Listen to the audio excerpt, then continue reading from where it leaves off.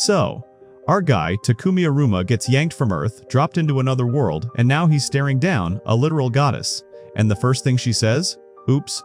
Yeah, Nolan just casually drops the bomb. This summoning was one big magical whoopsie. See, whenever someone fires off a summoning spell, it randomly selects some sad losers from Earth. Harsh, but fair. Only thing is, Takumi wasn't one of them. Dude was doing fine. But thanks to a glitch in the Matrix and the Sidonian Empire pressing the summoning button like impatient gamers, he got yoinked here solo. Since he wasn't meant to be summoned, Nolan intercepted him before the rest of the confused crowd landed in Sidonia. Naturally, Takumi's like, cool, send me back. And Nolan's like, yeah. I kinda rage, uninstalled interdimensional travel. No going back. Also, Tom's small detail. He technically died during the process. Yeah. Ghost mode unlocked. Understandably, Takumi starts losing it. But Nolan's all chill. I got this. Can't send him home, but she can slap him into a new body and give him a do-over in this world. Oh, and a blessing. Because, you know, divine oopsies require compensation packages. Takumi, with zero other options, shrugs and goes, sure I guess. And Nolan's pumped. It's way easier when the customer doesn't scream. She tells him to open his status screen like it's a video game, and bam. New life preview, 17-year-old body. Even though he's 40, Nolan waves that off with a don't worry about it, boomer. Now it's time to pick a job. She offers two main categories, combat classes like swordsman, knight, hunter, or the chill and craft route, production jobs. Takumi's allergic to danger, so he picks crafting. Nolan jams that into his soul plus a bunch of bonus perks and launches him into this world. Totally forgets to explain anything. Nice. He crash lands in a forest. First thought? Huh. I don't feel like a dusty old man anymore. Checks the mirror. New face, no arthritis. Score. He rummages through the starter pack. Nolan tossed him. Snacks? Check. Cash? Check. Magic skills? Oh hell yes. His status screen shows Nolan wasn't stingy. He's got a buffet of abilities, so he gives elemental magic a try. Water ball. Boom. Water ball. Other elements? Same deal. Magic system unlocked on day 1. He's basically a walking cheat code. Now, time to find civilization. While strolling through the woods, Takumi sees a really sexy stick. He scans it, turns out it's Trent wood. Rare, craftable, premium content. He uses his modeling skill to craft a spear on the spot. Feeling crafty, he scans for more goodies and finds herbs everywhere. Cue 1 hour of herb hoarding chaos. His inventory is about to burst until he remembers, oh yeah, I have an item box skill. Crisis averted. Inventory Tetris, engaged. Suddenly, a scream. A little girl bursts out of the bushes, monster in tow. She's begging for help. Takumi turns around, and hello, giant murder rabbit. It charges him like a fuzzy battering ram. He panics, randomly flails, and instant kill, total fluke. He assumes Nolan's blessing saved him. Spoiler, it didn't. That was just dumb luck in action. His reward? The game slaps him with a warrior title, which sucks because he was really trying not to be a fighter.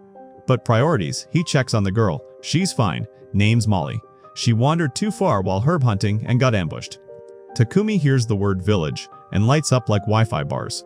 She offers to take him there but first points out that horned rabbit meat is delicious. He stashes it in his item box, then immediately regrets flexing that skill in front of her. He was going to keep it secret. Welp, too late, so they head to the village. Meanwhile, the actual summoned heroes? They land in the Sidonia Empire and have no idea what's going on. No injuries, just confusion. Then a woman struts up and drops the hero's bomb. She explains they've been summoned to save the world.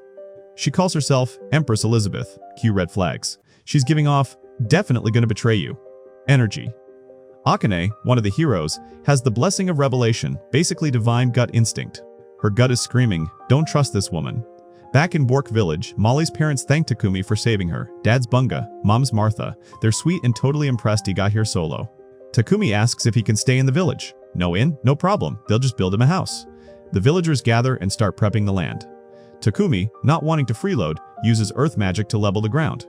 Problem: wide-scale magic burns through mana like your phone battery on max brightness. He nearly passes out. But the villagers are hyped. Earth magic? Fancy. They finish the house by the next morning. And thanks to his skills in carpentry, blacksmithing, and sewing, Takumi decks it out with homemade furniture. Then he shifts focus, alchemy. He got ores from the village blacksmith, boron, and now he's testing extraction, iron, copper, silver, even magic iron. Normally this would take hours and a full-blown forge, but Takumi uses alchemy and boom, instant ingots. Huge mana cost though. He keeps going until he basically collapses. Molly finds him unconscious on the floor, looking like his soul's been vacuumed. Mana depletion strikes again. Bunga and Martha revive him with a potion and make him promise not to overdo it. Spoiler, he will. After recovering, Takumi produces a small treasure trove of metals and starts smithing tools. Then he joins Boron at the forge to learn weaponsmithing. Everything goes great. His skill hits level 40. Time to pivot again. He borrows potions from Bunga, just the basic stuff. But Takumi only needs the design, not the function. He wants to make his own potions using all those herbs. His first DIY potion is very blue, possibly magical, possibly deadly. Only one way to find out, human trial. But instead of just chugging it, he decides to build up poison resistance. How? By eating mystery leaves until he nearly dies, then healing himself. It's a terrible idea, but hey, it works. He gains the purification skill. Silver lining. Mid self-inflicted poisoning session, a giant boar shows up. Takumi's like, cool, I don't have a working weapon. He tries magic. Nada. The boar shrugs it off like antivirus pop-ups. Then things get worse. A poison spider shows up behind him. But plot twist, the spider attacks the boar instead. Takumi still needs a win. So when the boar charges again, he jumps, uses alchemy mid-air, and disintegrates its head. Survival unlocked. He checks on the spider. It's barely alive. He heals it, and then gets a prompt, you have tamed the spider. Didn't even know that was an option. He hesitates. I mean, it's a poisonous spider. But then it gives him big anime puppy eyes. He caves and names her Maple. Takumi rolls back into the village with a dead boar and a tamed spider like a true protagonist. Everyone's stunned. Nobody's ever tamed a venomous monster before. He offers to share the boar meat. Cue celebration. Bunga hands over the leftover valuables from the boar and suggests Takumi sell them in the nearby city of Bolton. Boom, new quest unlocked. Meanwhile, Nolan is watching all of this like a proud game dev. Another goddess asks her why she's giving this one guy so much VIP treatment. Blessing. Special body. Backdated timeline travel. He's now a year ahead of the others. Nolan just shrugs. She's not doing it for power or strategy. She's just doing what feels right. And with that, the story rolls on. Morning hits, and Takumi wakes up, tied to his bed. And no, this isn't some spicy fanfic. It's just Maple being clingy. Turns out, the spider's feeling neglected. Takumi's been so busy being a magical handyman that she's gone full toddler mode for attention. He realizes he's been ghosting his literal spider girlfriend, so he takes the day off to give her some quality time. And she is thrilled.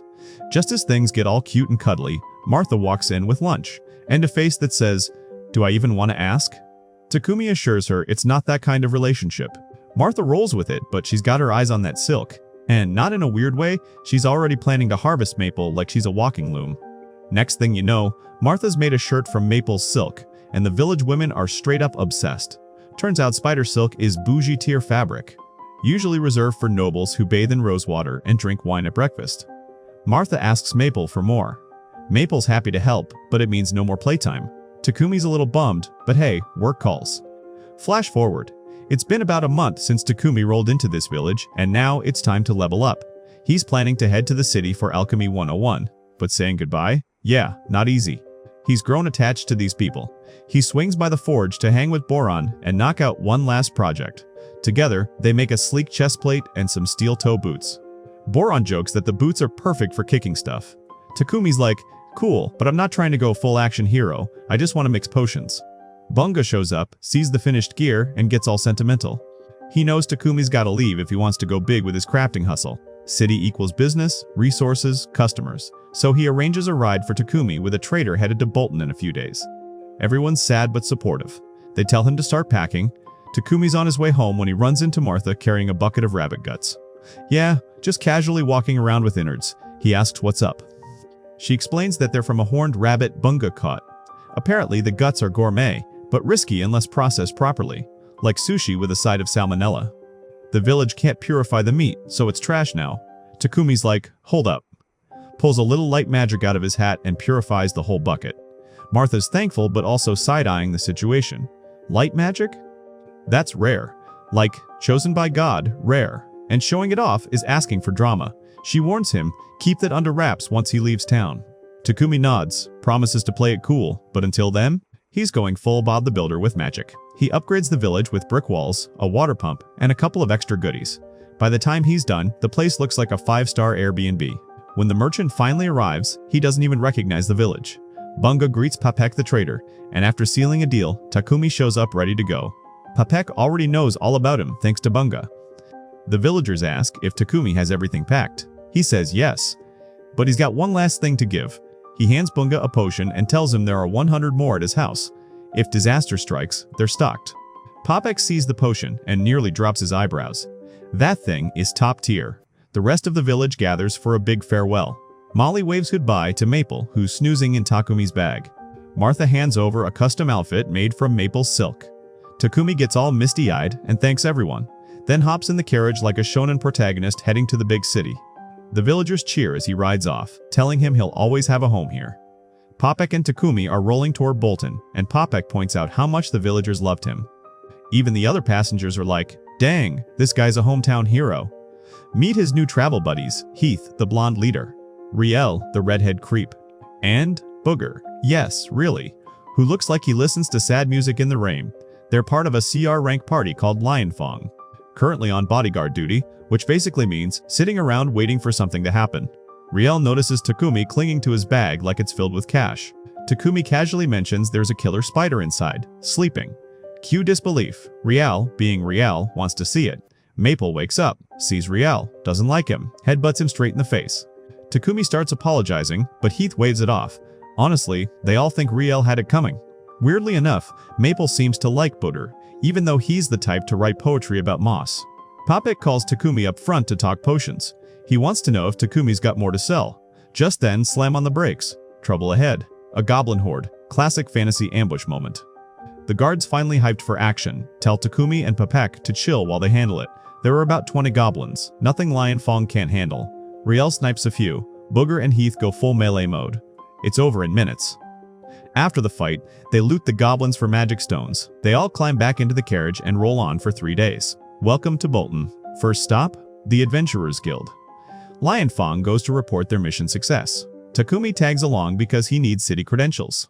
There's no Alchemist guild here, so he has to go full adventurer instead. Hans the receptionist says the guild card works as ID and won't expire if Takumi does one easy quest a month. Takumi signs up. Also registers Maple as his pet.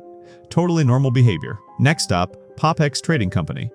They go over potion inventory. Takumi has 103 potions, all high quality. Papek's ready to drop serious coin. 10 silvers for each healing or stamina potion. 50 silvers for the mana ones. Takumi does the math and realizes this deal's worth over 7 million yen. Cue minor existential crisis. Papek tells him he could earn even more if he had a brand name. That's why he recommends getting a house with a workshop attached. Takumi's like, oh right, housing. Papek calls in his assistant Thomas to show him a property. When Takumi sees it, it's a full-blown mansion. His first thought, this is definitely haunted. But Thomas promises it's ghost-free and budget-friendly. There's even a workshop out back. Takumi thinks it over and buys it. Boom. New base of operations unlocked. While walking through town, Takumi catches a whiff of something rank. Thomas explains, it's the sewers. Rich folks have magic purifiers. Regular folks get number sect, sect, first sludge, and prayer. Purifiers are rare, found only in ancient ruins, so most of the city smells like sadness. Next day, Takumi and Maple move in. First project? Fixing the sewer situation. He grabs some quartz and clay, sculpts it with magic, and bakes it using fire and space-time magic. Drains his mana, but the result? A modern toilet. Suddenly, screams from the living room. Papek's been turned into a human burrito by Maple's silk. Takumi asks why. Maple thought it'd be fun. And honestly, Papek's already napping in the softness, so she wasn't wrong. Papek wakes up, freaked but fine. Heads to the restroom. Returns instantly, raving about the toilet like he's seen the Holy Grail. Takumi explains, it uses purification magic to break down waste and flush it as harmless matter. Papek is impressed. And suspicious. That kind of tech? Only possible if you've got light magic. Takumi winces. Oops. Martha warned him to keep that quiet. He begs Papek to keep it secret.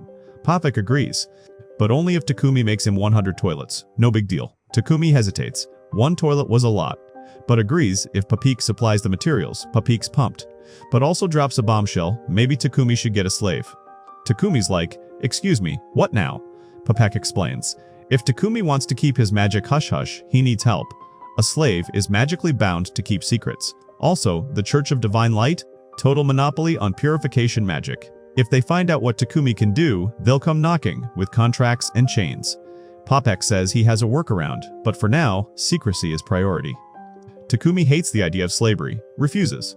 But then his guild card lights up. Mandatory quest. No time to build toilet solo. He caves. Popek takes him to Mulan Trading Company. While Popek chats with the owner, Takumi wanders into the garden and finds a beautiful elf girl sitting quietly. She looks him dead in the eye and says, "Get out." We kick off with Popek playing wingman, introducing Takumi to Mulan, the owner of the Sly Trading Company and the one-stop shop for ethically questionable decisions. Popek casually drops in that Takumi's here to buy a slave, but, he's super reluctant about it. Mulan's like, okay, but why the long face? Takumi explains that where he's from, buying and selling people is ancient history. Morally, it just doesn't sit right. Mulan nods, respectful. But hey, here in this world, slavery is, brace yourself, regulated. Sort of. She explains, the contract's got rules. Masters have to provide food, clothes, and shelter. Slaves do the work. Oh, and neither party can go full Mortal Kombat on the other. Nice. Takumi is mildly relieved. Sounds more like a strict internship than dungeon-level slavery. Mulan breaks it down further. There are all kinds of slave contracts. Debt slaves who work until they pay it off. War slaves who are basically POWs with chores. And then, of course, the tragic bandit special people illegally enslaved and sold like loot drops.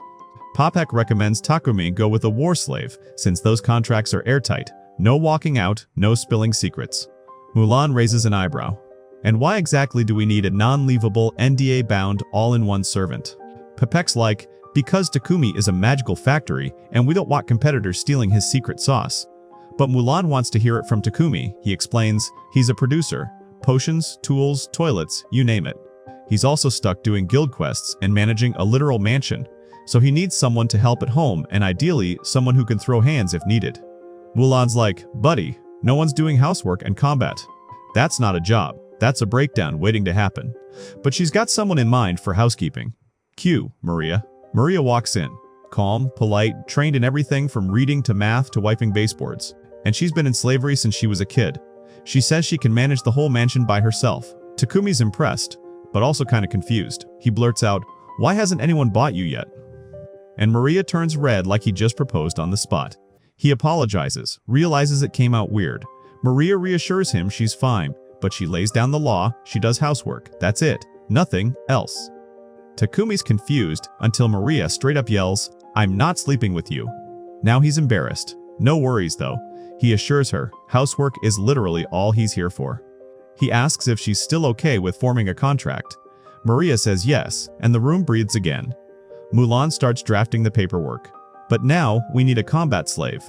Problem is, Mulan claims there's no one that fits the bill. Maria's not buying it. She calls her out. What about Sophia? Mulan scowls. Back to your room. Now. Once Maria's gone, Takumi straight up asks if it's true. Mulan sighs. Yeah, there is a battle slave named Sophia, but she's complicated. Takumi's curiosity is fully lit now. He insists on meeting her.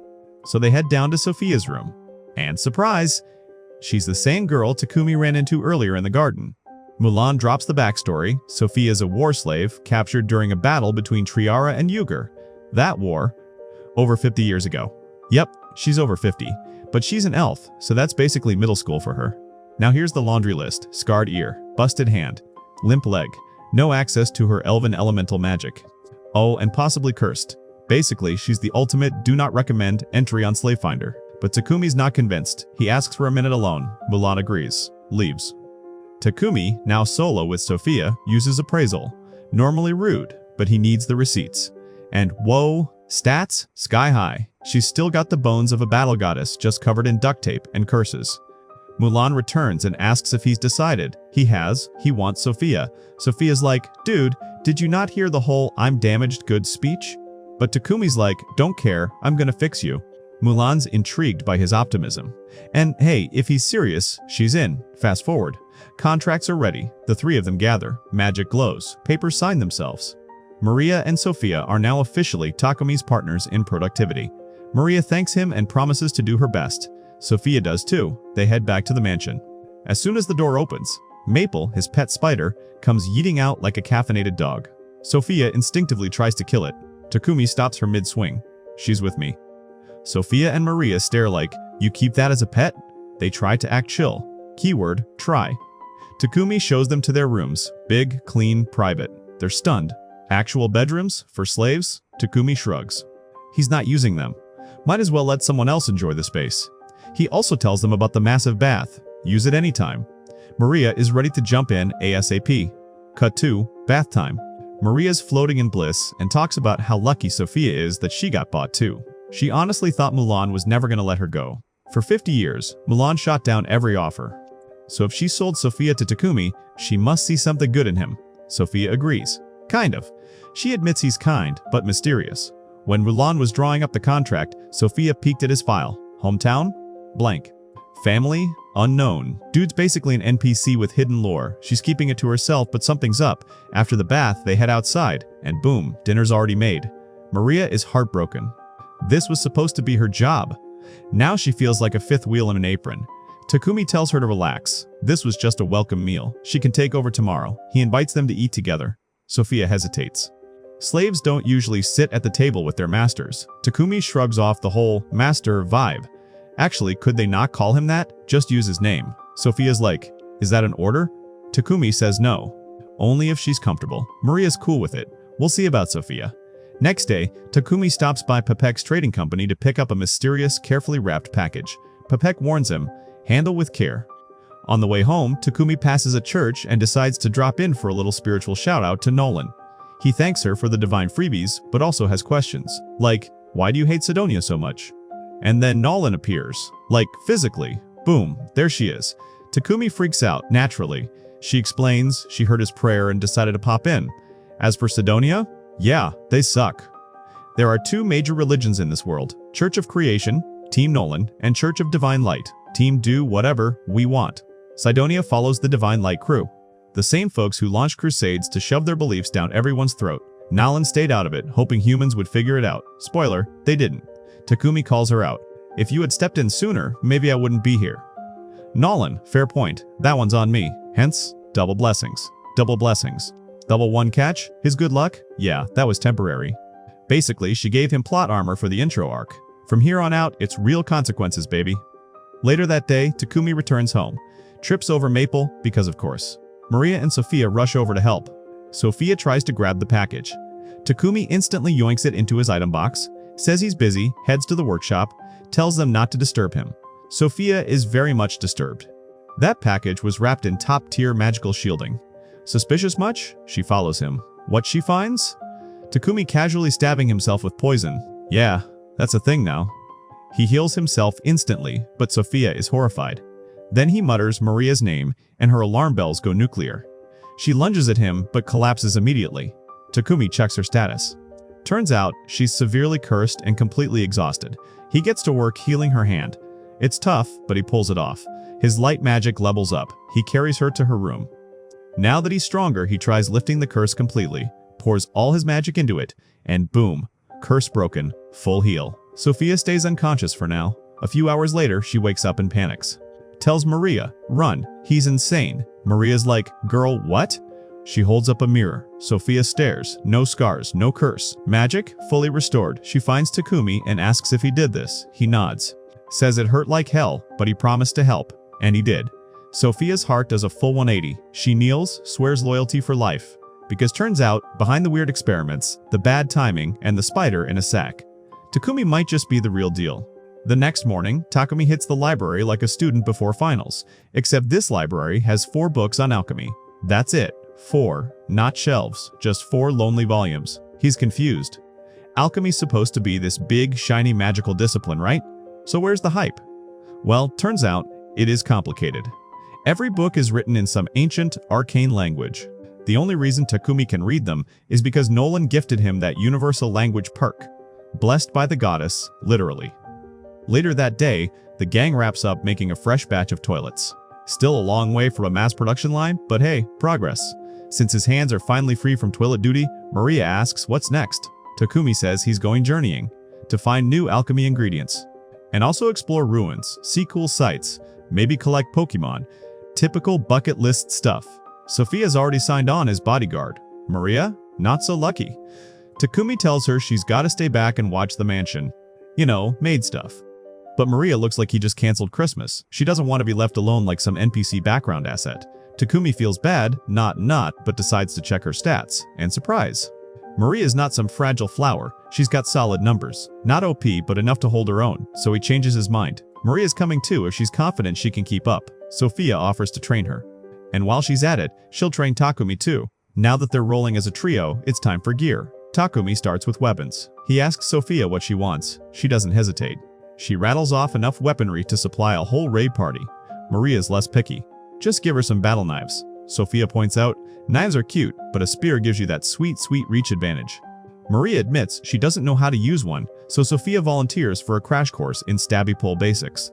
While they train, Takumi gets to forging. He cranks out blades fast, but it nukes his mana bar. He gulps down a potion and keeps going. Final touch, enchantments, auto repair and attack boost, because convenience is king. Next up, handles. And since Maria's knives need sheaths, Takumi, being a man of culture, starts picturing them strapped to her thighs, which nearly causes a mana-related nosebleed. Moving on, armor time. Now, instead of asking the girls for measurements, like a normal person, Takumi pulls out life-size dolls of Maria and Sophia from his item box, made with his appraisal skill. Totally not creepy, totally. He plans to use maple silk and boar hide for materials, and the design? Pure cosplay core. Dude's letting his inner fashion designer go wild. After several days and probably a few rewatches of Project Runway, he finishes. The armor fits perfectly. The girls are stunned. No measurements, no fittings. It's like he had clones of them or something. Weird. Takumi changes the subject fast. Then it's back to weapons. Sophia loves her sword. Maria adores her knives. A+ reviews all around. Takumi's not done yet. He hands them both magic boosting rings. They're worried about draining him dry. But Takumi says it's cool. He leveled up his ice and lightning magic in the process. Totally worth it. Now that everyone's strapped and sparkling, they hit the guild. Maria and Sophia need to register as adventurers. They get H rank, the starter pack tier. While they're at it, the receptionist reminds Takumi, hey, you still need to complete a quest or lose your rank. So, he checks the board, looking for easy mode quests, H or G rank. Sophia, not impressed. She suggests something tougher to level up faster. Q, enter the jerks. A group of D rank losers overhear Takumi's rank and think it's open season. They talk trash, threaten him, even say they want to have fun with the girls. Charming. Maria's ready to go full Mortal Kombat. But Takumi stops her. This is his fight. He's scared, sure, but he's more offended that they disrespected his friends.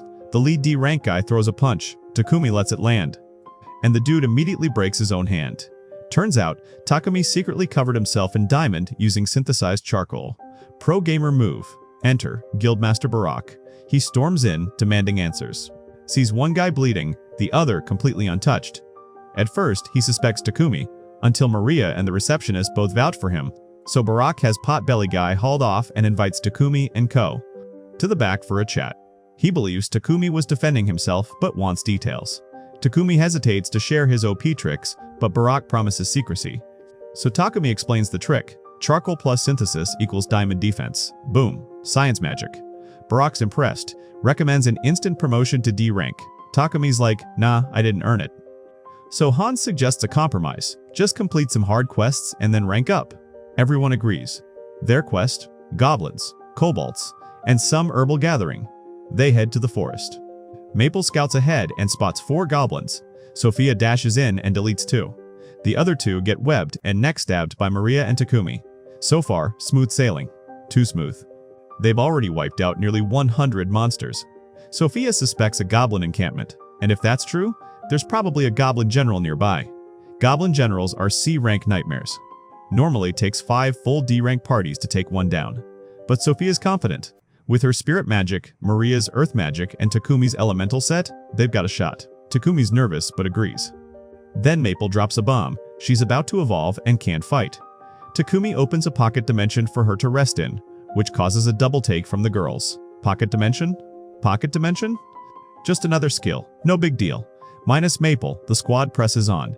They find the camp, roughly 400 goblins. Takumi panics. Sophia smiles. They confirm no civilians nearby. Translation? Time to go full magical airstrike. They unleash their strongest spells. Fire, lightning, earth, the full anime budget. After the dust clears, only the goblin general and a few knights remain. Sophia handles the knights. Takumi sets the general on fire like a human torch. Quest complete. They haul back the loot and magic stones, looking like fried noodles. Hans is stunned. Half a day, full wipe. Even the general? Wild. He calls them into the meeting room. Guildmaster Barak is both impressed and mad. Like, nice job, but also, you see crazy? But before he can really yell, Maple pops out of the pocket dimension. She's evolved. Now she's an arachne, a humanoid spider waifu with legs and silk. Barak gives up. Clearly this party isn't normal. Back at home, Maria asks if Takumi has spare cloth. She wants to make underwear for herself and Sophia. Takumi, being Takumi, says he's got a better idea. Yes, he'll design it. Maple pops out to announce Papek's here, so Takumi heads off. Papek drops big news. Lord Marcus Godwin wants to meet Takumi. Takumi would love to avoid that, but he doesn't have a choice. At the castle, Godwin actually seems chill. First thing he does is thank Takumi for the toilets. Sanitation levels are up. City smells less like armpits. Also, the Goblin wipeout? Huge win. Godwin says Takumi is now officially a national asset, which means Cydonia will probably try to kidnap or kill him. Cool. Days later, Takumi finishes the custom underwear. He looks exhausted. Maria and Sophia are thrilled with the design. So thrilled, in fact, that when he asks if they want to try it on now, he immediately realizes how that sounds. Cue instant panic. He runs out of the room redder than a tomato. And the girls? They're kind of disappointed. Because, let's be honest, they were totally down for it. After nearly burning himself out with toilets, alchemy, and emotionally confused elf girls, Takumi decides it's time for something cool. Literally. Next project, refrigerators. Yep, the man's building fridges. Because nothing says Isekai grind set like reinventing kitchen appliances.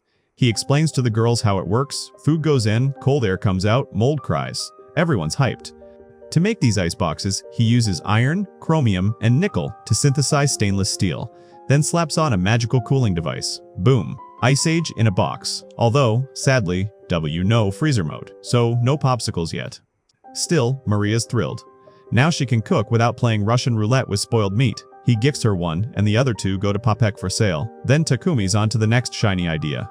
Sophia, suspicious, you're making something again, aren't you? Kind of. Not new, but upgrades. Their gear needs a glow up before the next field trip. Takumi wants to craft a whole set using mithril and adamantite. Because plain steel is so last section. He visits the guild to ask Hans if anyone can even work with those metals. Spoiler, not really. Only dwarves from Null could pull that off, and Null's far, far away. Hans shrugs. Well, there is another way. He tells Takumi about a place called Horus, near the kingdom of Barula. Good mining, plenty of fancy ore. Small problem, only members of the blacksmith guild are allowed inside. But here's a fun legal loophole. If Takumi hypothetically takes a monster extermination quest in those same mines and hypothetically finds some shiny rocks while fighting monsters, well, no laws broken, right? Enter the guildmaster, Barak. This man has perfect timing. He's got a quest urgent wood collection. They need tray ant wood for winter supplies. And guess where tray ants like to loiter? Yep, Horus. Also, since Takumi's already heading there, Barak asks if he can throw in an escort mission too. Double quest combo. Takumi's never done an escort mission before, so he's like, why not give this to Lionfang? Hans informs him that Lionfang is busy, which is exactly when Riel, professional redhead and wannabe lady killer, walks in. He says he just dropped off a black buffalo and needs to catch up with his squad tomorrow. Takumi offers Riel a bath and a place to stay for the night. Riel's sold at the word bath. Takumi still has an errand, but Riel tags along.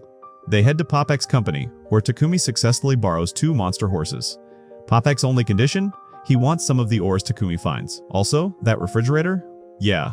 Papek needs more. ASAP. Meanwhile, back at Takumi's place, Sophia's pacing the floor, convinced something bad happened to him. Later that night, Takumi and Riel are heading home, and Takumi apologizes for dragging him around.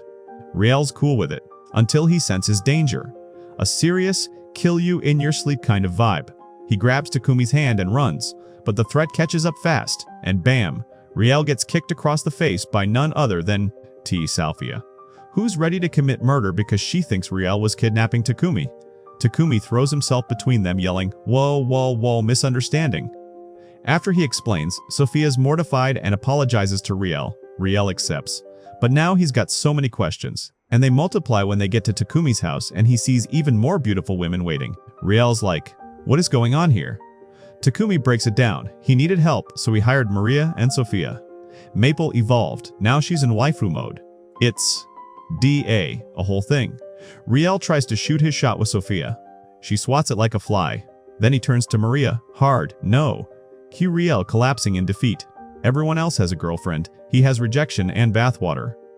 Later, while Riel's sobbing in the tub, Takumi discusses the mithril mining mission with Maria and Sophia. Everyone's in. Triant wood is valuable. Plus, they need more gear. They agree to head out in 3 days. Next morning, Riel leaves to catch up with his team. Takumi gets to work. New gear for Triant hunting. He finds a giant tungsten carbide sword that drains magic, already terrifying but too big to use. So he breaks it down. Alchemy resists at first, but Takumi pushes through and makes 2 smaller blades. They drain mana with every cut. Awesome. Also, exhausting. 3 days later, they meet up with Papek and get their carriage. The guy they're escorting is already inside. Name's Cambo. Seems chill. On the way, they stop in a field. Time for tree monster murder. Sophia spots a Triant hiding like a budget Groot. Takumi charges. It tries to swat him. But Sophia and Maria got his back. Teamwork makes the Triant fall. That's one. The forest has dozens. Sophia suggests magic AoE. Fast, clean, fun. But then, Elder Triant. Boss fight. They throw spells. It regenerates. The only way to win? Cut down the main body in one hit. Sophia orders Takumi to coat his sword in fire. She and Maria provide cover. Flaming slash. Boom. Boss down. Mission accomplished. Onward to Horus. When they arrive, Campbell points out a new quest on the board, Mole Extermination. The mole monsters eat ore, so they're ruining the mines. Accepting the mission gives them access inside. And bingo, inside the mine, they immediately strike mithril and adamantite. But where there's ore, there are mole monsters. One bursts from the ground. Takumi thinks fast, uses light magic to blind it. Boom. One-shot finish. Sophia and Maria are a little disappointed. They wanted to stab something too. Back in Bolton a few days later, Takumi visits Cambo's shop. Cambo teaches him how to refine mithril and adamantite. After some grinding, Takumi finally gets usable metal. Time to make magic gear. He crafts armor loaded with elemental enchantments, tailored to each girl's fighting style. Maria and Sophia try it on. Super light, super strong, super stylish. Takumi's own gear includes a spell called Thunderclap. It cranks his speed up to anime blur levels. He tests it out and runs directly into a wall. Graceful. He also made new spears and adds custom enchantments. The girls love them. Sophia makes a request. She wants a shield to protect Takumi better. He agrees, but reminds her to value her own life too. Meanwhile, Nolan's watching from the Goddessverse like a proud mom. Takumi's getting stronger. He'll need it, because... Tot 2, 1 year later, back where the other heroes were summoned, Akira and Yamino look.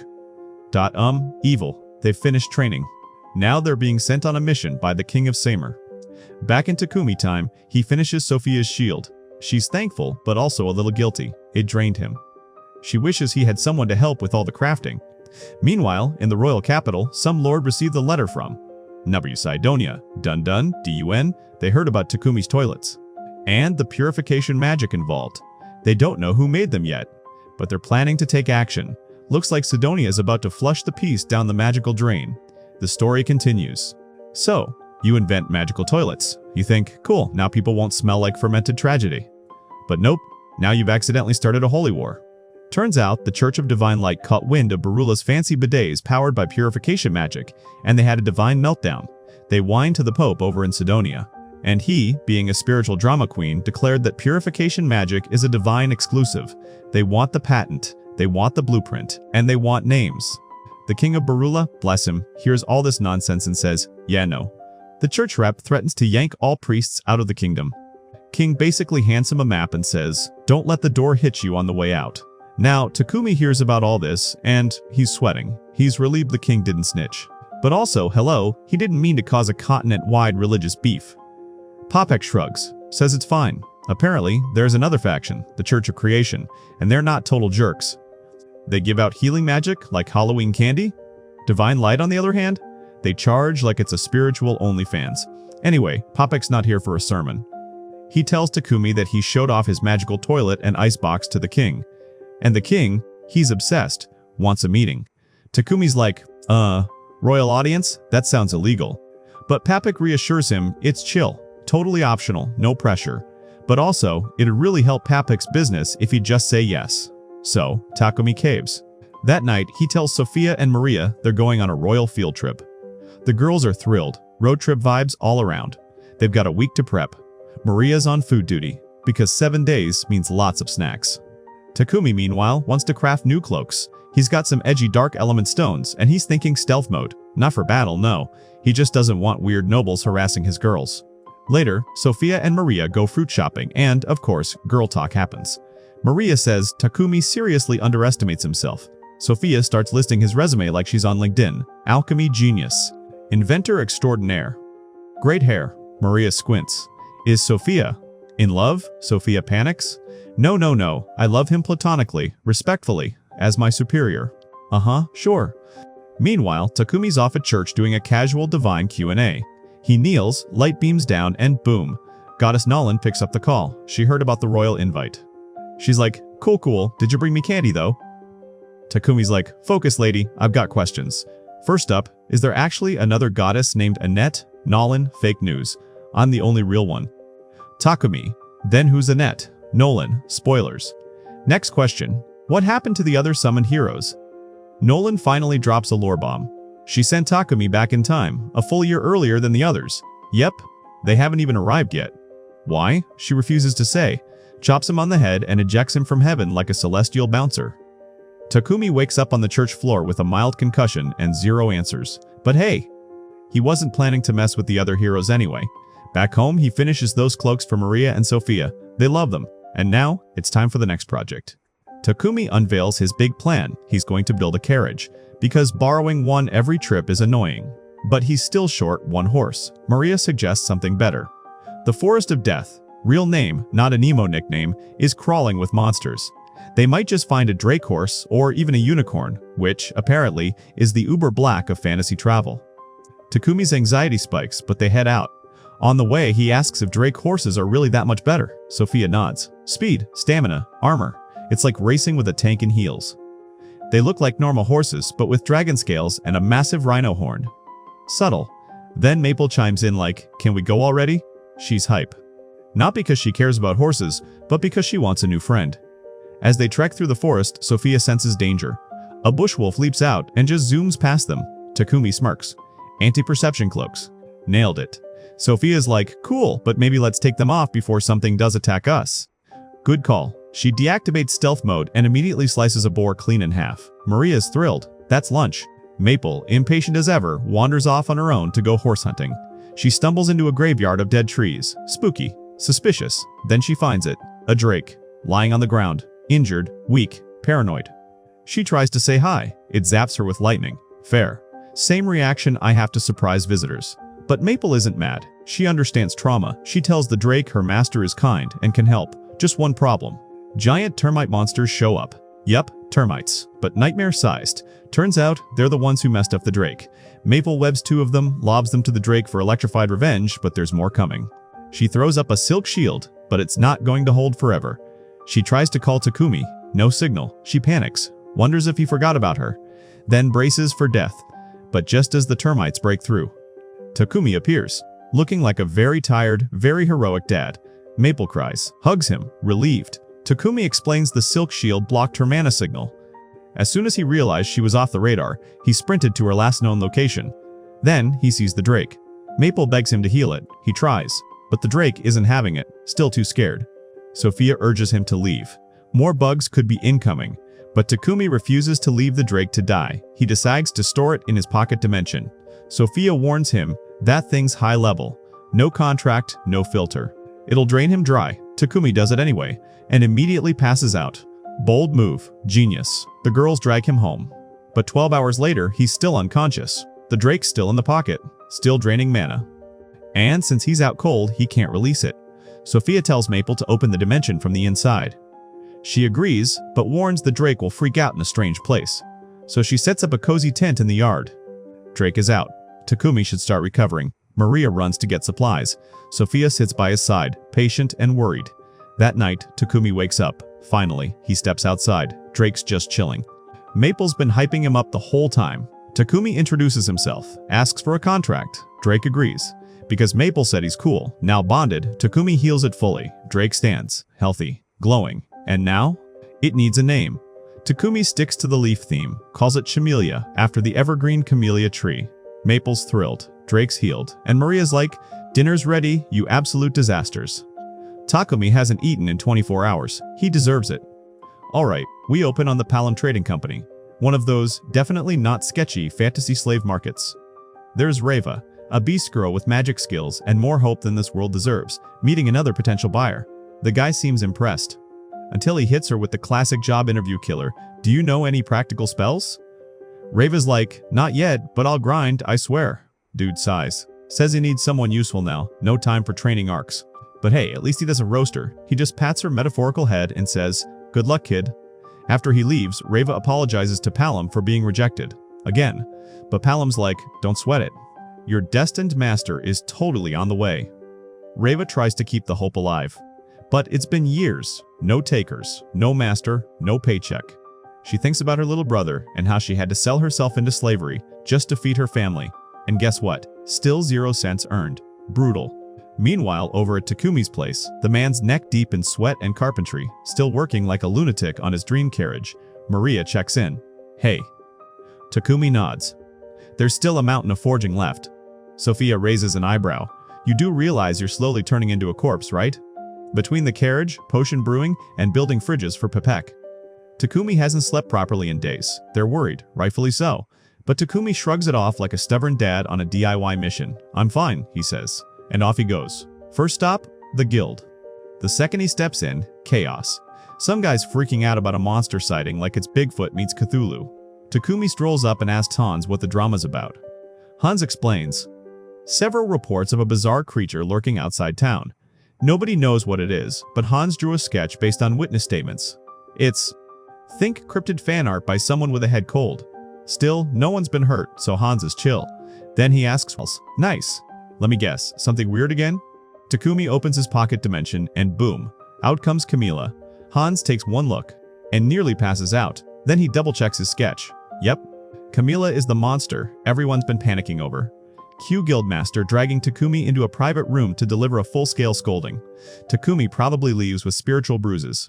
Meanwhile, Sophia's roaming town post meeting with Mulan. She asked if Mulan had any magic aptitude slaves for Takumi. No dice. Mulan suggests checking out other trading companies. As Sophia walks home, she runs into Maria, who's out shopping for lunch ingredients. She's worried. Takumi looks like he's 3 workdays from an early grave, so they head to D. Gambo's to check in. And there he is. Out cold in a pile of wood. At first, panic, but Gambo just waves it off. Relax, he passed out mid-saw. Classic overwork. Apparently, the man worked so hard he smiled his way into unconsciousness. Cute. But also terrifying.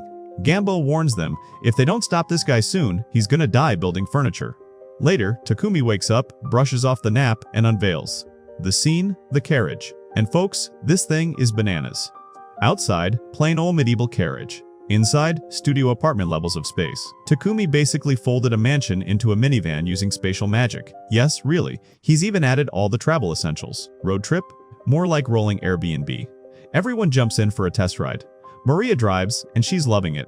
Even at high speed, there's no shaking, 0 motion sickness, pure smooth. Takumi tells her to let him know if she wants any add-ons. Maria goes full. Mad Max, put spikes on it. Death spikes.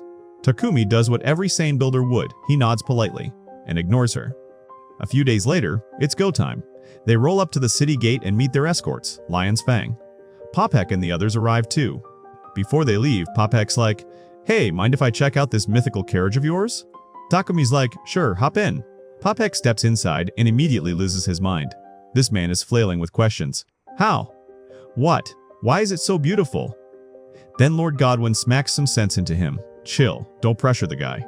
But then he starts going off, loudly fantasizing about owning a carriage like this. And while he's not saying Takumi has to build one, if he were to gift one, say, for 100 platinum coins, Takumi does some math. That's about 1 billion yen. Suddenly, gifting sounds a lot like firmer spectum. They hit the road. Takumi rides in his magic RV. Godwin and Popek trail behind in their normie carriages. Godwin chats with his aide about Takumi. This guy's already a national treasure. But success draws shadows. Even though Barula's got his back, there's one problem they can't shake. Sidonia. Cut 2, the Empire of Salt and Ego. Ain is reading an ancient Sidonian book. It says their goddess created humans in her image. Beastmen and elves? Just side characters made to serve humanity. So, yeah. Racism is baked into their creation myth. Ain reads this garbage and looks like she wants to set the book on fire. Back in Takumi Land, they arrive at the capital. 0 ambushes. Why? Because every monster that even looked at them funny got nuked. Lion's Fang? Totally useless. Just there for the ride. Pabek pulls Takumi aside. He wants to gift the king a copy of Takumi's carriage. Talked it over with Godwin. It's the perfect flex. Only problem? The royal audience is in 5 days. Not enough time, right? Wrong. Takumi says, actually, I can do it. Right here, right now. Because hauling a giant spatial house back and forth is dumb. All he needs is materials and a place to work. Papek's got him covered. He knows the perfect spot. The Palom Company. Later, Takumi breaks the news to Maria and Sophia. He's going to be building a second carriage. At Palom's place. Sophia knows the company. Mulan vouched for them. Decent rep. Papek even secured an old detached building for Takumi to use. But Sophia draws a hard line. No, you're not doing this solo again. He nearly died making the last one. If he's going to build another, he needs help. She asks him to hire another slave. Takumi sees they're not just nagging, they're genuinely worried. He agrees. Next day, he meets the head of Palom.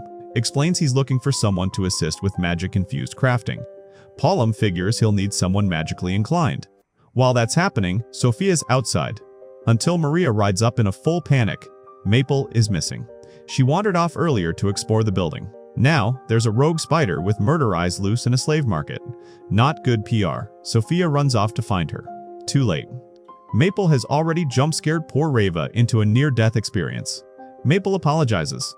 Sophia helps Reva up and notices she's reading an alchemy book. Naturally, Sophia asks if she's interested in alchemy. Reva lights up, starts gushing about her love for it. Minutes later, Reva is called in to meet Takumi. Palom thinks she might be the perfect fit. Reva nervously takes a seat. Takumi starts explaining the job. But Reva's spiraling inside.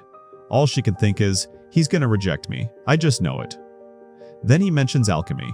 Boom. Reva snaps to life. That's her jam. They dive into a full-on alchemy nerd-out. Takumi's impressed. He tears a page out of his notebook.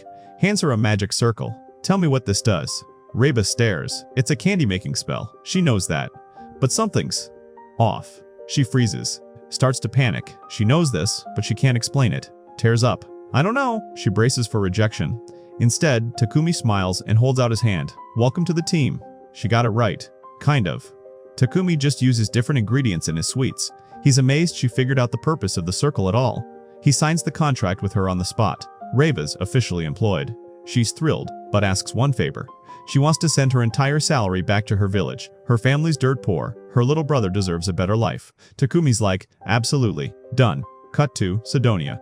The king is still mad. Barula won't hand over Takumi. His plan? Send in the holy knights and flex. But the princess has a better idea. They'll soon summon their heroes. So first, spread propaganda.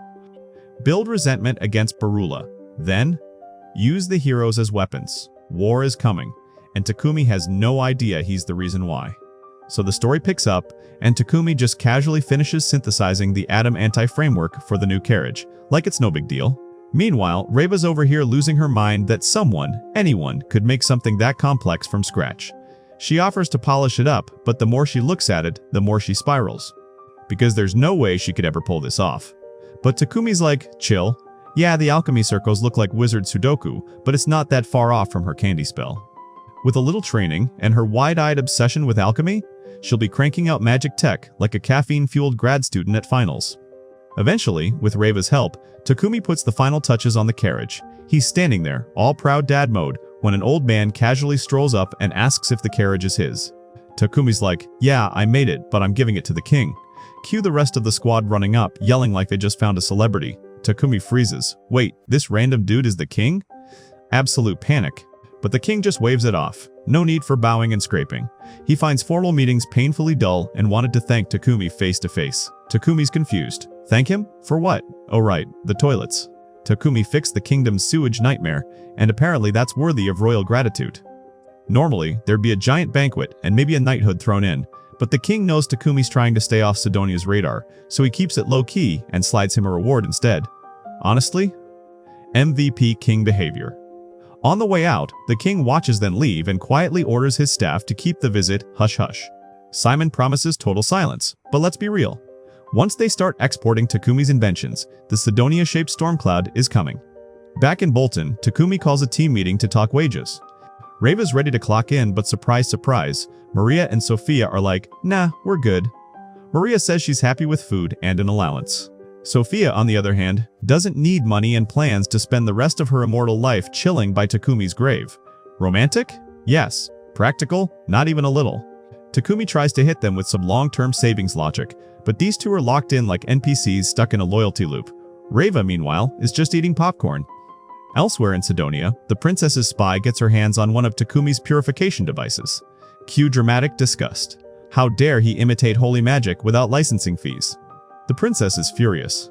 These devices came from Bolton, and she's sending a hit squad to shut it down. Back at Casa Takumi, Reva suddenly asks if she can register at the Adventurers Guild. Takumi's like, huh? But Reva explains, adventuring means stat boosts. Stat boosts mean better. Alchemy, and better alchemy means more usefulness. Fair enough. They head to the guild. She gets her shiny new guild card and joins the team officially. Hans, however, is not letting this moment go quietly. Hey Takumi, buddy, pal, now. Everyone's got rank, everyone's killing it. But they're still flying under the radar like a bootleg boy band. Takumi brushes it off. He never signed up for this adventuring gig in the first place. He doesn't even have a proper frontliner. Sure, he could do it with a little training, but it's not like he's dreaming of becoming Goku. Enter Barack. Don't worry, I'll train you. Takumi, no thank. Too late. He's already being suplexed across the training ground while trying to come up with party names. But all he's got are toilet jokes. So Barack keeps tossing him around like a rag doll. No decent name, no mercy. By the end of the day, Takumi's bruised and broken. Maria patches him up while being absolutely no help with the naming process. Sophia, she's about ready to throw hands. She's this close to marching down to the guild and introducing Barack to the floor. Takumi calms her down. It sucked, yes, but his stats went up, so it wasn't a complete L cut to the other heroes. 10 months in, and they've been grinding like it's an MMO. Yam's gotten so strong he's clapping the knight who trained him. Meanwhile, Akira's lounging and throwing shade. Calls Yam's fighting style messy and unrealistic. Akane points out that Akira's no different, but Akira claims main character privilege. Classic. Then he asks her to join him for private training. Akane nopes out and walks off. Something's off about those two. They've changed. Akane's been researching Sidonia's twisted theology. The Church of Divine Light preaches human supremacy and turns every non-human into a doormat. Meanwhile, the Church of Creation. Milan's crew believes in equality. Too bad the Divine Light has Sidonia by the throat. Akane's starting to wonder what the real goal behind the hero summoning is. And it's not smelling like peace. Back with Takumi, he gifts Reva a magic-boosting ring and a shiny new staff. It's made of Trentwood and Mythal alloy. Fancy. She's thrilled. Maple? Less so. She's throwing silent shade. Until Takumi reveals, plot twist, he made her a weapon too, with Reva's help. Okay, now everyone's happy. Next day. Training. Again. Takumi's desperate to escape. He blurts out, Cat's Claw, as a party name. Barack, try again. Cue more body slams. Maria tosses out a suggestion. It's so bad Barack doesn't even respond with words. He just yeets Takumi into the dirt. Sophia watches this disaster unfold and realizes, yeah, Takumi's kind of garbage at melee combat. Maybe this training is necessary. Several bruises later, Takumi gets a breather. Hans slides in with a quest. Escort mission. Takumi's first instinct, hard pass. But Barack points out he's got the carriage, he's got Camellia, it'll be 4 days, tops. Also, it's a favor for Popek's company. Sigh. Fine. They set off for Kilgus. The client is immediately like, oh thank God it's you people. He's got basic goods to sell, and purification devices. Also, Popek wants him to pick up some milk. Takumi freezes. Milk? There's milk here? Apparently yeah. Cheese too. And suddenly this trip's sounding like a gourmet detour. Once they arrive, Takumi makes cream stew. Everyone tries it. Minds blown. He decides they need to hoard as much dairy as humanly possible before heading home. Good news, the markets here are open at night. Time to milk the economy. Later, as they're sampling the cheese hall, Takumi starts thinking about his old life in Japan. But he doesn't miss it, not even a little. Sophia notices the nostalgia wave, asks if he ever wants to go back. Takumi says no.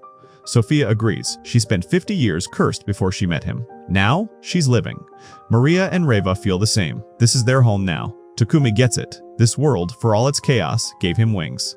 And those wings? All thanks to Nolan. That's it. That's the party name. The Wings of Nolan. They complete the mission and return to Bolton. But something's off. The mansion's full of paralysis poison. Before he can even react, the girls are down. 2 masked guys come in, ready to kill. One lunges. But a web smacks the knife away. Maple, you legend. Takumi knocks the guy out, then flips the other one like a pancake. Crisis averted. He uses Cure to revive the girls. Sophia's sobbing with guilt. Takumi reassures her. Only he and Maple have paralysis resistance. Not her fault. Oh, and Maple found more intruders. Webbed up like leftovers. This was a planned hit. Takumi sends Sophia to get Barack. Barack shows up, hauls the trash out. Then he drops the real bomb. It's happening. Sidonia found him. The plot thickens. Takumi sits down with the local lord who casually drops the bomb. Yeah, those goons who tried to assassinate you? They were part of the Divine Light Squadron, aka Sidonia's personal murder squad for problematic people. Takumi looks like he just bit into a lemon. Sidonia's actually trying to kill him. Why? Oh, just a little thing called capitalism.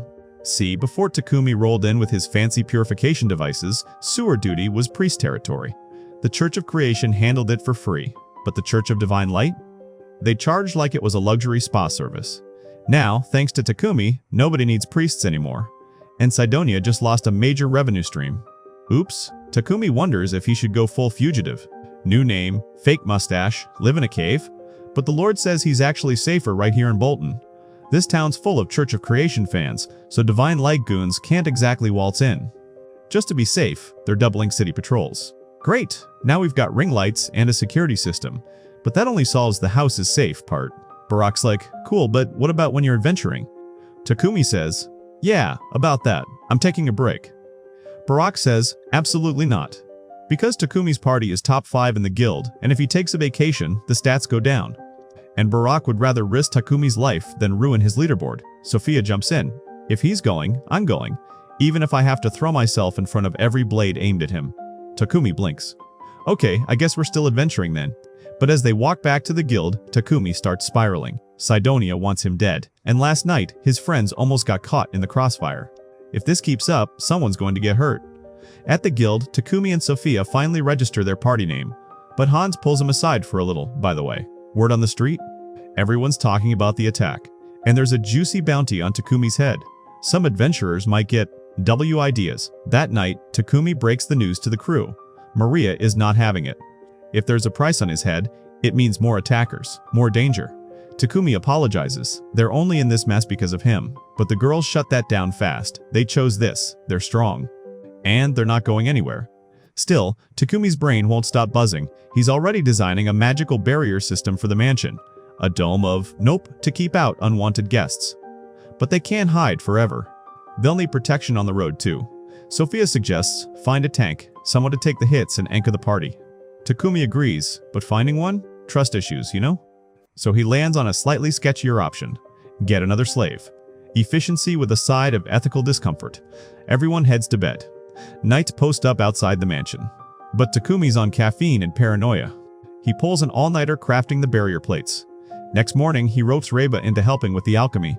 Sophia joins too because apparently sleep is optional now. Takumi happily hands her a metal plate. Here, etch this. As they work, Sophia asks if he got any rest. Takumi admits he was too busy stress engineering.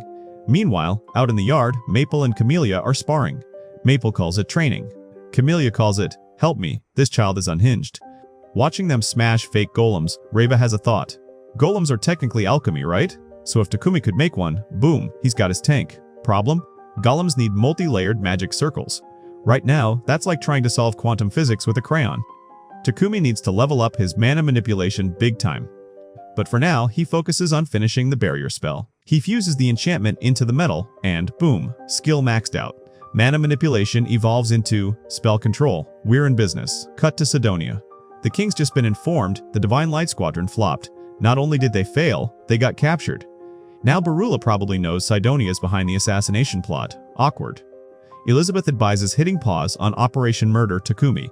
Better to focus on their summoning mission. So the king asks Homer for a status update. Homer says the ruined summoning circle is still partially functional. It just needs to charge up. ETA, 2 months. Back at Takumi's, our boy takes his shiny new spell control skill out for a spin. He tries making a golem. Result, fail. Giant, flaming, hilarious fail. Turns out, multi-layered magic circles are still a nightmare. But Takumi's not giving up. Maple asks why he even needs a golem. He's got her. He's got the girls. They're strong. But Takumi wants something that can guard the house while they're off adventuring. Maple raises a fair point. Why make a golem when you could just tame one? Boom. New plan. He asks Sophia where to find one. She says near the Forest of Death, you might find a stone golem. And in the dungeon, maybe even an iron golem. Takumi's stunned. Wait, this world has dungeons? Sophia squints. How does he not know that? Takumi lies. Oh, never been in one. Classic. They agree dungeon diving without a tank is dumb, so they head to the rock flats instead. Eventually, they find a golem. And it's huge. Sophia confirms it's Guardian class. To take it down, they'd need to shatter its magic stone. Takumi doesn't want to kill it, he wants to tame it. The golem turns, scans the area. Sophia and Takumi duck behind a rock. Now she's worried. Scannability means high-level AI. She suggests bailing. Takumi disagrees. A scary golem makes the perfect guard dog. He runs out. Everyone gets ready to attack, but Takumi tells them to wait. The golem's not attacking. And he feels something weird. The energy coming off it feels just like Nolan's. Maybe it was built to guard her old ruins? If so, Takumi's goddess blessing might be a free pass. He stretches out a hand. Golem blinks. Connection established. He just tamed it. No battle, no damage, no problem. The girls are floored. Maple asks, "What are you gonna name it?" Takumi thinks, "Titan." Of course, they greet Titan. He tries to communicate, but rock body, no voice. Takumi decides he'll build a better one. But first, how do they get him home without causing a riot? He goes to store Titan in the pocket dimension. But Titan just crumbles and shrinks himself down. Travel-sized. Perfect. Takumi promises to upgrade him ASAP. Cut to the future. Akane watches her two fellow heroes getting stronger and more insufferable by the hour. They just took down a full night squad for fun, then stood over the bodies like smug YouTubers doing a challenge video. Beating up an entire army gone wrong? Back at the mansion, Takumi's drawing up Titan's new body. And oh boy, he is hyped. Full adamantite skeleton. Mythal armor. Every weapon he can cram inside. He's basically building a Gundam. And yes, this is the happiest he's ever been. Meanwhile, in Divine Zoom Call land, Nolan's watching all this like a proud mom, until one of her subordinates breaks in with bad news. A god is forming, not one of theirs. An evil spirit called Enad is starting to manifest, born from the collective will of Divine Light followers. Yup, their blind faith is literally birthing a god, and it's rotten to the core. To make things worse, once Sidonia's heroes are strong enough, a war might be inevitable. Nolan already saw this coming, but she can't interfere directly. That's why she sent Takumi. That's why she gave him blessings. Because now, the fate of the world is riding on a guy who builds magic toilets and anime mechs in his spare time. Good luck, everyone. So, here's where it gets spicy.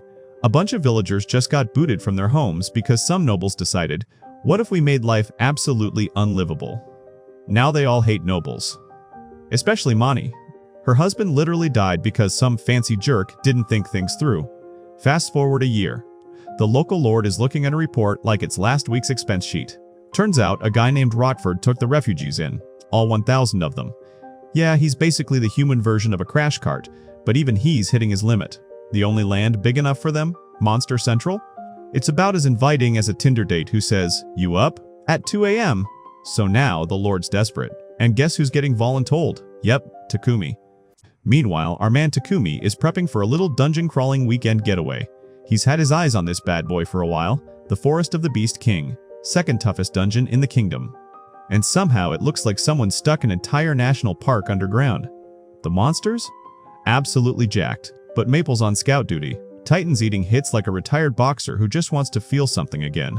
And they're bulldozing through bosses like it's a Black Friday sale. It takes a full day to reach the final floor. Everyone's hyped. Sophia's just glad nobody's bleeding internally. Takumi's like, yeah, we just got lucky and dodged all the traps. Cue fate. Takumi immediately steps on a trap and summons a boulder the size of emotional trauma. They all run like their credit scores depend on it and hide in a conveniently too small for boulders room. Except now they're stuck. And surprise, they were herded like sheep into the boss room. Enter the S-rank rock dragon. No pressure. Takumi's regretting leaving his Titan mech at home. Big oops, the dragon lunges. Takumi's yelling, Plan B, RUN. But they can't touch this thing unless they pin the tail. So Titan grabs it.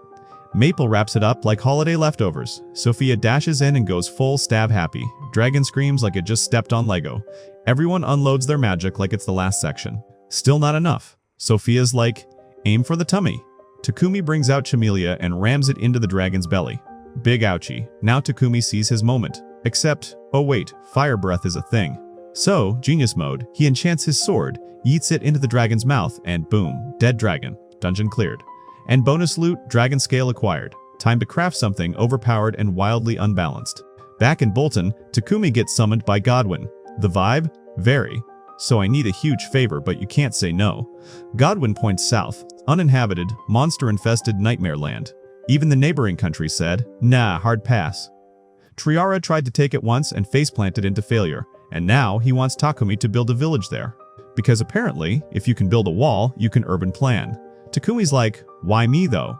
And Godwin's like, heard you built a wall in 5 minutes. You'll figure it out.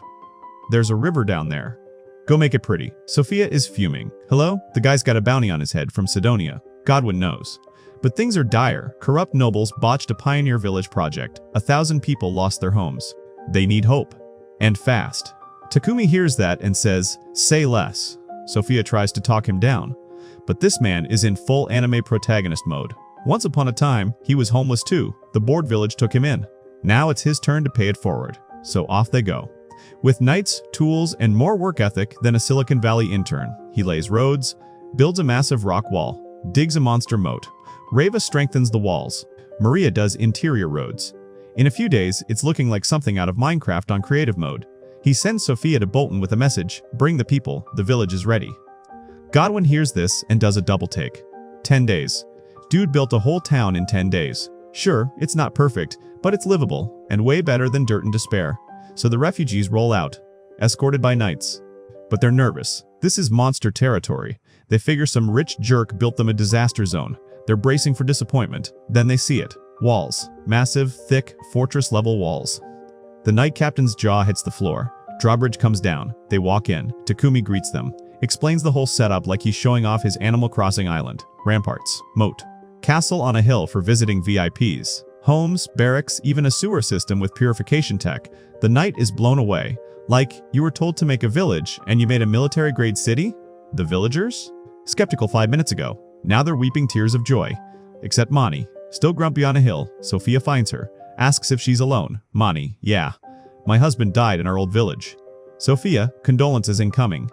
Then job offer. Takumi needs help. Not that kind of help, just cooking and cleaning.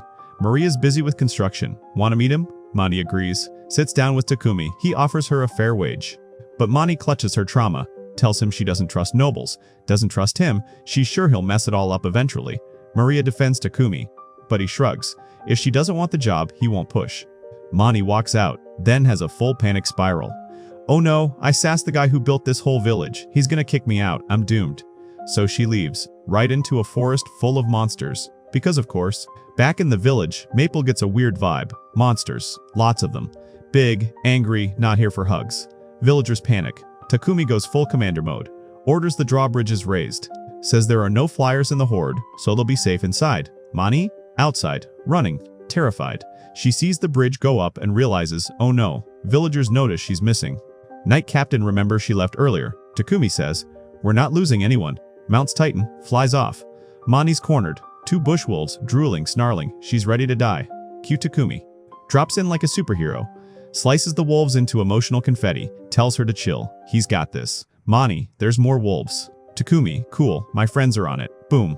Sophia and squad roll in. Monsters? Deleted. Takumi meant what he said. Nobody dies on his watch. Mani? Speechless. Realizes she messed up hard. She apologizes. Asks if she can still take that maid job. Takumi smiles. Welcome aboard. Everyone claps. Later, the knight captain tells Godwin what went down. Godwin is impressed, but wondering, can this village be their ace in the war against Sidonia? Cut to Sidonia. Their king gets a report. A fortress just popped up near Barula. And guess who built it? That same alchemist who's been making their lives complicated. King's annoyed. But Elizabeth shows up like, relax, we got this. The summoning circle, charged and ready. Boom. Heroes summoned. A surge of mana sweeps across the land. Takumi and friends feel the tremor during lunch. Unpleasant, ominous energy. Like your boss saying, can we talk? Takumi connects the dots. It's been exactly 1 year since Nola dropped him here, and that means the heroes just arrived. And if Sidonia's behind it, yeah, nothing good's coming. So, 3 months after the heroes get isekai'd into Sidonia, guess what? They're already A rank. Leveling up like they've got a game shark. Nolan's watching this like, yeah. Any day now, those Sidonian snakes are gonna make their move. And right on cue, Elizabeth gathers the squad for an announcement. Drumroll please, it's time for the world tour. Sidonia is gonna parade its shiny new hero trio across the continent like Pokemon starters on promo day. Akira and Yamu? Hyped. Nothing like a little global ego stroking. But Akane? She's smiling, but inside, she's screaming. Girl's radar is screaming, something's off. But she plays along so no one gets suspicious. Meanwhile, back in Bolton, Takumi's village now has an official name, Wedge Fort. And it's booming. Merchants? Check. Craftsmen? Check. A Fantasy Zilla listing? Probably on the way.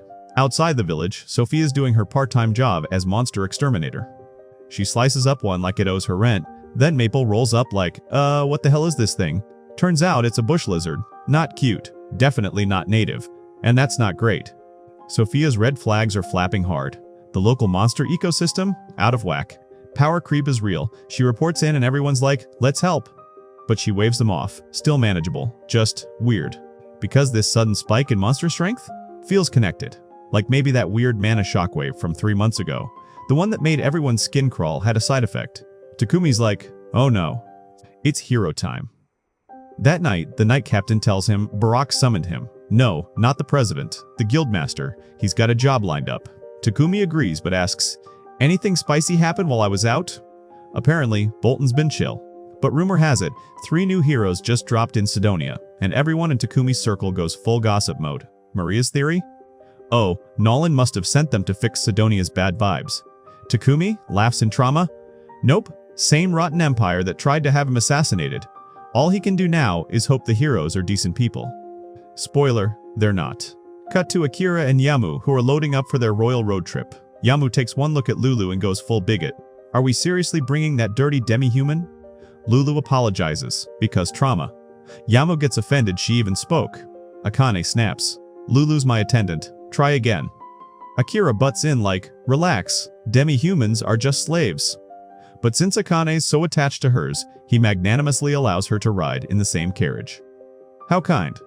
As they roll out, Elizabeth and the king hold hands and pray to Anat.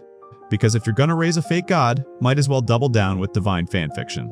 Back in Bolton, Takumi returns and immediately hits up Hans for the hero tea. 3 black-haired teens, 1 girl, 2 guys. Takumi connects the dots fellow Japanese. Hans adds that the heroes are allegedly touring all the Nolan churches. But let's be real, cover story. Their actual goal? Wipe out Nolan's influence.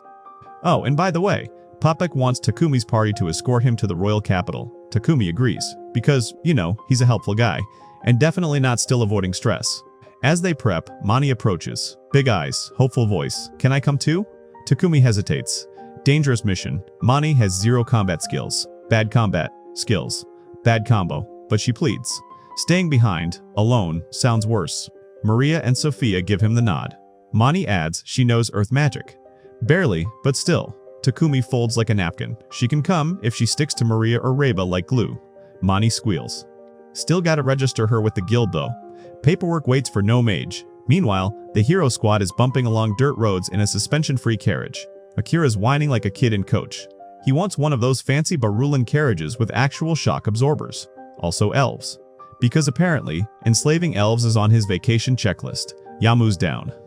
Night Captain warns, Barula has anti-slavery laws? But they laugh. Laws? We're level 30 adventurers. Who's gonna stop us? Akane wants to throw up. These two are ticking time bombs. So if she's going to fix this mess, she better act now. A few days later, escort mission complete. At the capital, Takumi's party hits the guild. Congrats! Takumi, Sophia, and Maria just got promoted to A rank. Mani's up to D rank. Promotion party? Not quite. Suddenly, chaos in the back. The heroes have arrived. And they're exactly as awful as expected. Akira demands everyone move so he can get to the front. When someone dares question him, he decks the guy. Because of course he does. Then he spots Takumi and his squad, mistakes them for low-tier adventurers, demands he hand over the girls. Takumi is so over this, politely tells him to walk away. Akira pulls a sword. Bad move. Takumi dodges, breaks his sword with alchemy, and flips Yamu like a sack of potatoes. Flawless victory. Akane is stunned. Akira is humiliated. And now he's ranting about revenge. Takumi shuts him down. You're outclassed and you just broke guild law. Maybe go sit in a corner. Akira seethes but leaves. Akane rushes over to apologize.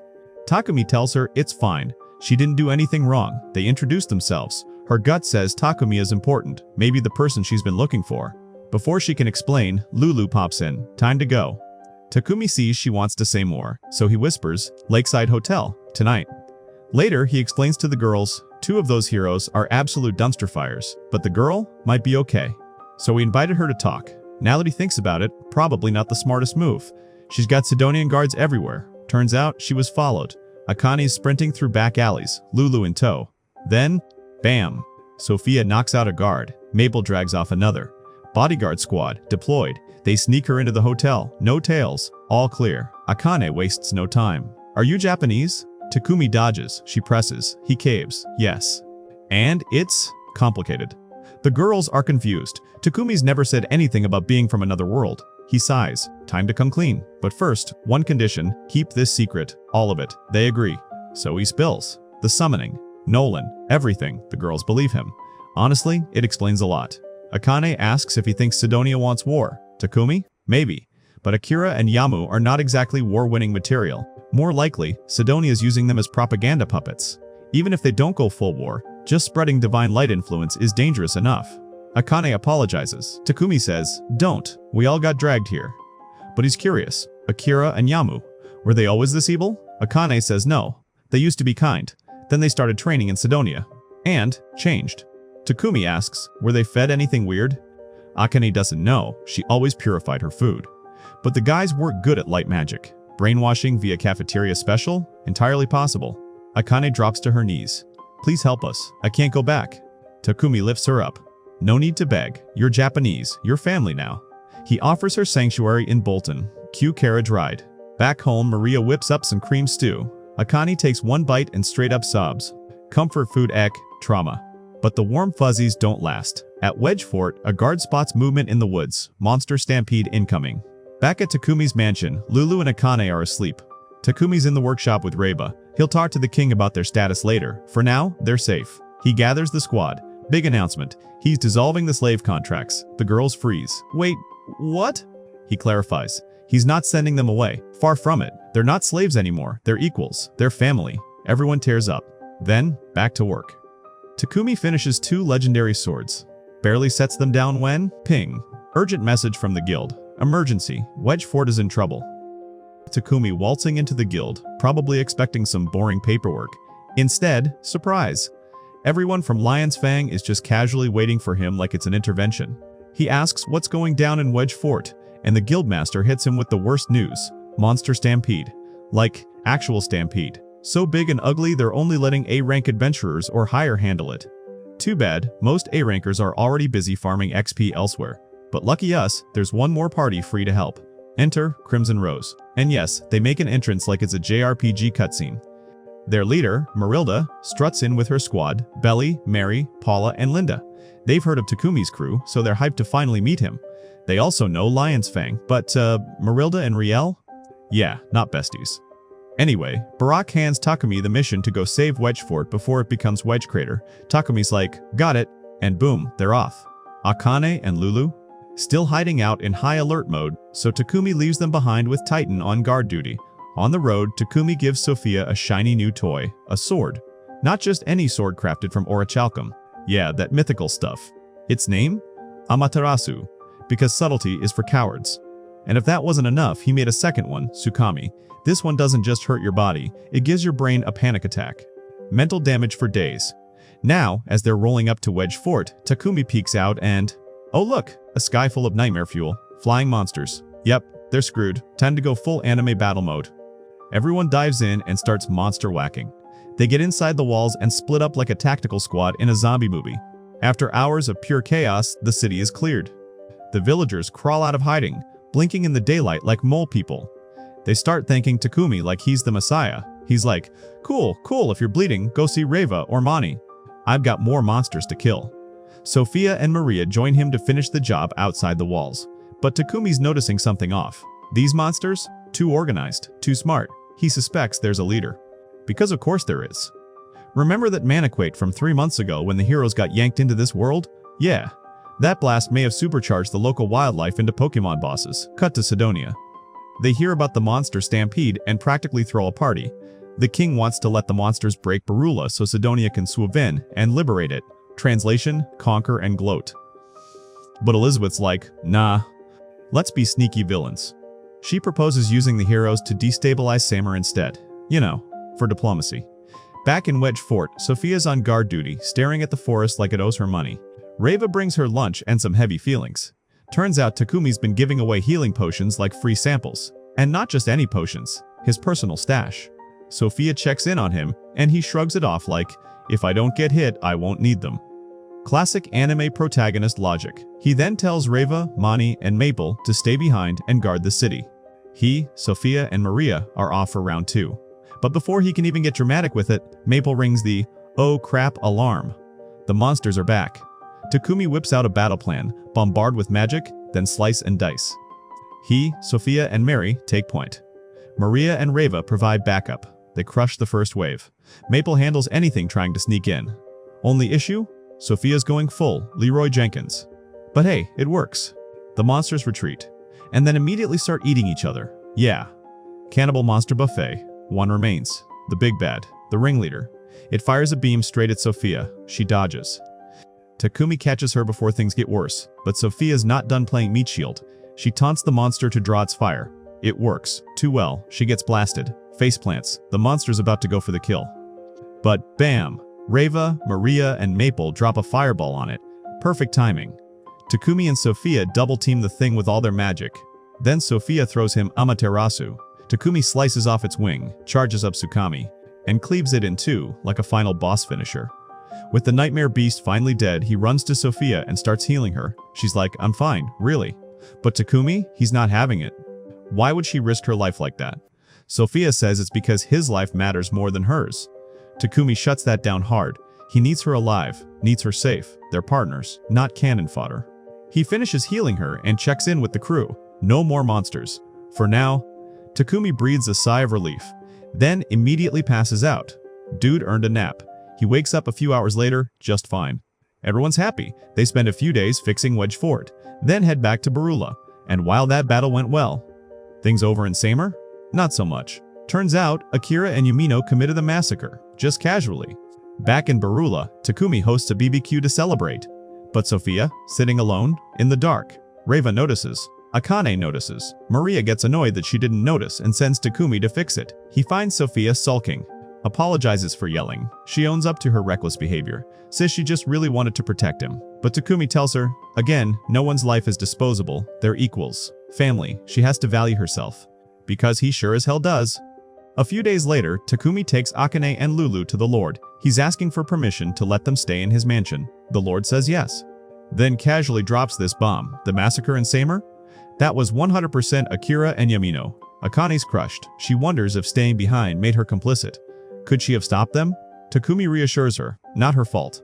Still, Akane swears, next time she won't run, she'll face them. Takumi, meanwhile, is done with Sidonia's manipulative nonsense. He pays a visit to Nolan, asks her why she sent him a year into the past. Because, let's be honest, that time skip messed with everything. Nolan gives him the most cryptic answer ever. She's leaving the future up to him. Thanks, goddess. Super helpful. But Takumi's made up his mind. He's going to protect his people, his home, and his life, no matter what. And if that means taking the fight to Sidonia, then so be it. For now, that is all. Hit that subscribe button and hit like if you truly enjoyed the story. Catch you in the next one.